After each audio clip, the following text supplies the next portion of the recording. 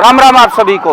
मैं खड़ा हूँ UER2 टोल पर, जिसको लेकर पिछले 1.5 साल से हमारा संघर्ष है। हमारी 2 डिमांड थी, एक तो गांव देहात के लिए इस टोल को फ्री किया जाए और दूसरी डिमांड थी कि इस यू टर्न को खोला जाए। इसके लिए हम पिछले 1.5 साल से NHAI को, माननीय मंत्री श्री नितिन गडकरी जी को कई बार लेटर लिख चुके हैं। पहली बार हमने लेटर लिखा था जून 2024 में, उस लेटर का हमें कोई रिप्लाई नहीं मिला। उसके बाद हमने मई 2025 में फिर से लेटर लिखा NHAI को, माननीय मंत्री श्री नितिन गडकरी जी को। मई 2025 में हमने मेल की, उसका भी कोई रिप्लाई नहीं। इसके बाद 11 अगस्त को मैंने यहाँ आकर एक वीडियो बनाई इस रेट लिस्ट को लेकर। विरोध के बाद इस रेट लिस्ट को कवर कर दिया गया, क्योंकि 17 अगस्त को इसका माननीय प्रधानमंत्री जी के द्वारा उद्घाटन किया जाना था। फिर 19 अक्टूबर को जो हमारे जनप्रतिनिधि है वो इस टोल पर आते हैं और हमें आश्वासन देते हैं कि ये टोल 1.5 से 2 साल बाद चालू होगा। 30 तारीख को मैं फिर पहुंचा इसी टोल पर।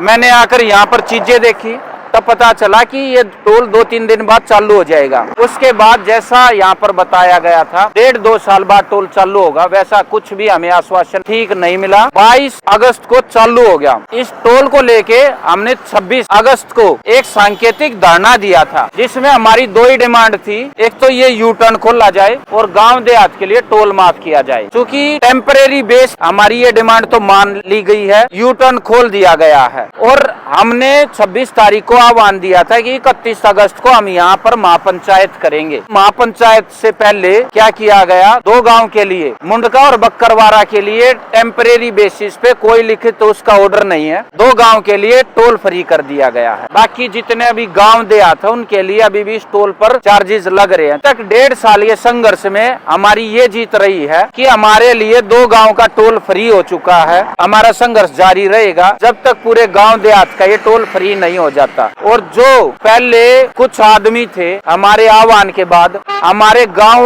देहात की जितनी भी सरदारी है इस मुहिम में जुड़ चुकी है। जो गांव देहात